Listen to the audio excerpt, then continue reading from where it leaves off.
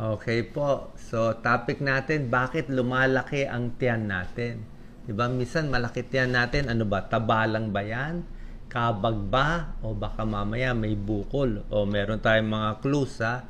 So, why is my stomach big? Yan. Lalaki man o babae.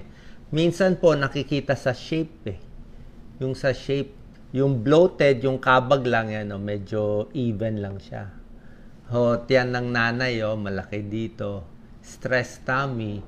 Yung thyroid, hypothyroid, malaki lahat. So anyway, may mga clues. Isa-isahin natin na 11 possibilities ng malaki ang tiyan.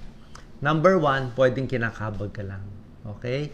Ang kabag kasi, ang tiyan natin, may mga bacteria yan. Pag nagda-digest tayo ng carbohydrates, tawag dyan fermentation. Kung mabilis ka kumain, nagmabandali, o baka meron kang kinakain certain foods na nakakabag, meron kang food intolerance sa gatas, di ba? Mahangin. Mahangin. So, pwedeng lumalaki ang tiyan dahil sa gas. Gas and bloating is the same. Masakit ang tiyan, may kabag, nasusuka, minsan nauutot ka pa niyan. Kung ang problema nyo ay kabag, kaya lumalaki ang tiyan, mahangin, marami tayong iwasan. Huwag masyadong magsasalita habang kumakain. Kasi pag puro chismis, habang kumakain, syempre nalulunok mo yung hangin. Yung mga carbonated drinks, yan din, makabag din yon. Paggamit ng straw, minsan lalo ka nakakalunok ng hangin. Carbohydrates, nakakabag. Ito po, carbonated drinks, soft drinks. Uminom ng maraming tubig, mag-exercise at dahan-dahan yung kain. Huwag hihiga agad pagkatapos kumain para hindi makabag. Yan ang number 1. Meron po dito mga serious na mga dahilan kaya lumalaki ang tiyan. Pangalawa, lumalaki tiyan, baka taba. Di ba? Bigla kang tumaba, marami na kain mo.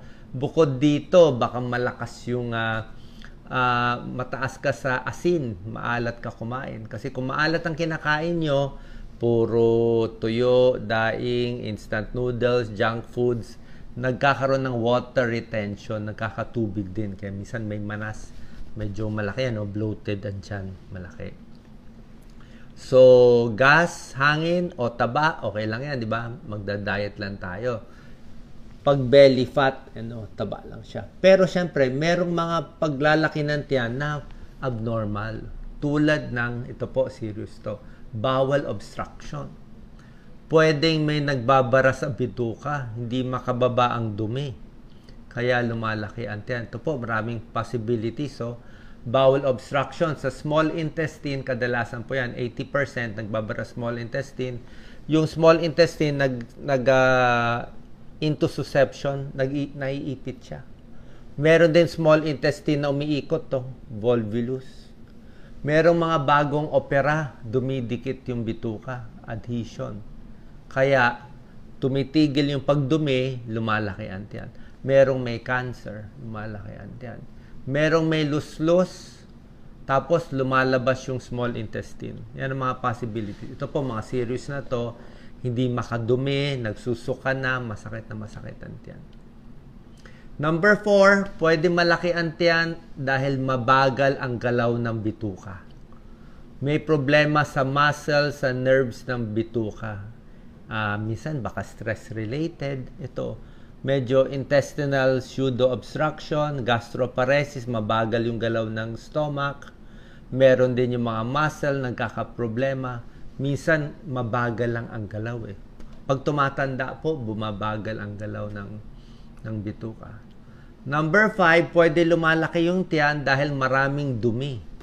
Naiimbak yung dumi. Constipated. So, bakit constipated? Kulang sa tubig, kulang sa galaw, chronic constipation. Ano ang dahilan bakit tayo nako-constipate?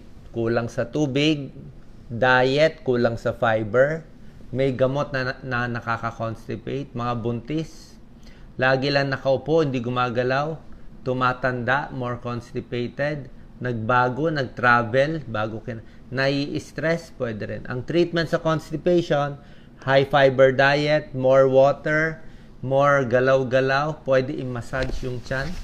Massage, okay? Pwede rin may gamot.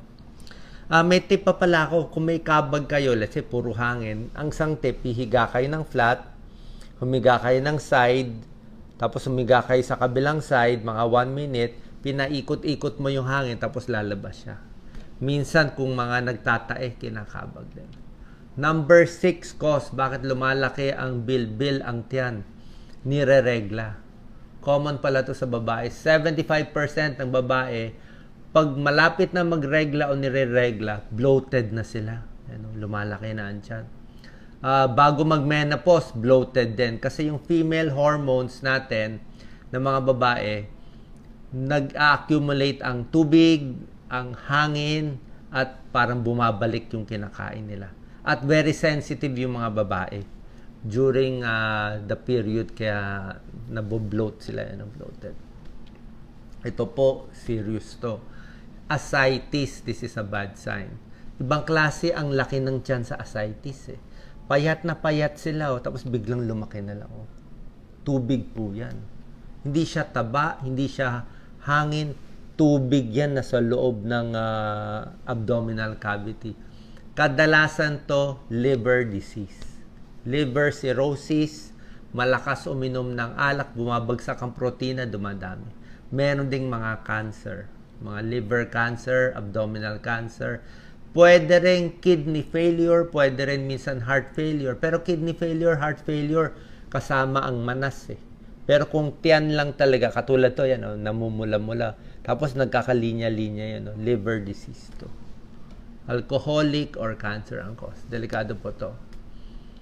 Number 8, pwede rin nagloloko yung pancreas, pancreatic insufficiency. Ibig sabihin yung pancreas, kulang siya sa digestive enzymes.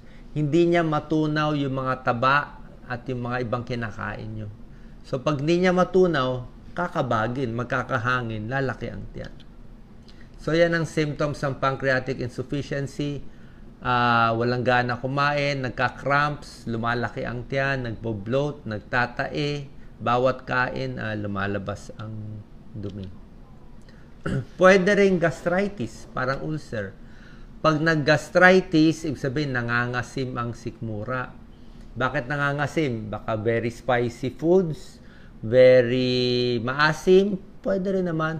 Pero minsan, sobrang alak, or commonly, may H. pylori infection. May bacteria pala. Kaya nagkaka-gastritis. Pwede maging gasgas or maging ulcer. Ang mga may gastritis, masakit ang sikmura, gastritis symptoms, at bloating din, swollen belly. Mahangin, nasusuka, walang gana kumain. Heartburn, umaakyat yung acid. Pati GERD, minsan lumalaki din konti ang tiyan. Bahagyang laki. Sumasakit ang tiyan, hindi matunawan. Okay? Number 10 cause. Siyempre, itong serious. Pag may cancer sa tiyan, nasaan man yung cancer dyan, lalaki yan. Diba? Liver cancer, stomach cancer, colon cancer, pancreatic cancer. Lalo na kung may kalat. Minsan kung makalat, lumalaki po. Okay? Yan ang mga babantayan natin. Number 11, pwedeng mental health problem, nai-stress. Na-anxiety, nadidepress yung tao, pwede rin lumaki ang tiyan, humahangin, nasusuka. Mga may depression, more nausea, bloating, diarrhea, constipation, parang connected doon sa pagbaba ng serotonin. Yung mga depressed kasi mababa ang serotonin, kulang. Kaya yung antidepressant, papataas ng serotonin. Tsaka yung mga nai-stress, nadidepress, hindi uminom ng tubig, hindi mabilis kumain, puro fast foods, kakabagin sila. Okay? Anong gagawin natin? Ito po ang tips natin para lang to sa kabag. More sa kabag and sa constipation.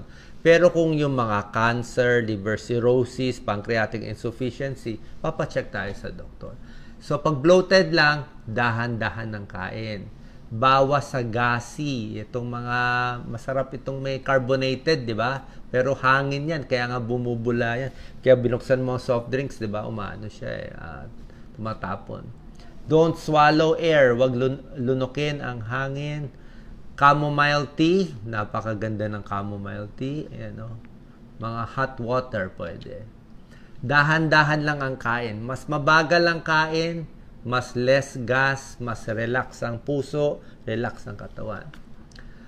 Merong tao hindi bagay sa gatas, may mga lactose intolerance. Kung may lactose intolerance kayo, bawat kain ng pagkain may gatas, may milk, may dairy products, magtatae. Okay? May mga pagkain na nakakabag, masyadong mataas sa beans, garlic, may mga gulay at depende sa inyo. Chamomile tea po, napakaganda. Okay, meron yan sa mga supermarket. Any brand, itong mga chamomile flowers, tignan nyo, bawas sa bacteria, pamparelax ng tiyan, pamparelax ng utak, prevents diarrhea, bawas ng gas sa tiyan.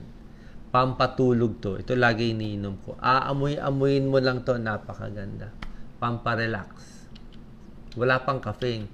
Exercise, release ng kabag sa tiyan, pati constipation. Yan, any cardio, walking, jogging will deflate your bloated stomach. Kasi pag may physical activity, lumalabas yung hangin. Mas umuutot, mas gumagalaw yung bituka. Kung meron mang paralysis, biglang gagalaw siya. So everyday, lakad-lakad, maalug-alugan tiyan. Lalabas na yung dumi. Pag lumabas yung dumi, labas na rin yung hangin. Kung yun lang ang problema. And lastly, eat more foods na mataas sa fiber. Ito yung mga high fiber foods, vegetables and fruits. Pero, like mga wheat bread. Pero pag high fiber, wag agad-agad maraming high fiber foods. Unti-unti ang pagdami. Kasi kung binigla mo, dadami din yung gas.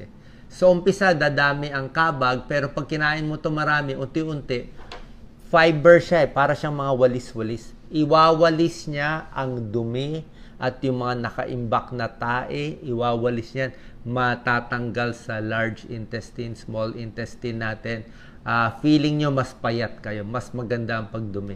So, pag maraming fiber, kailangan maraming tubig iinumin. Sasabayan ng tubig. Hindi pwede walang tubig. More water, more fiber para malabas.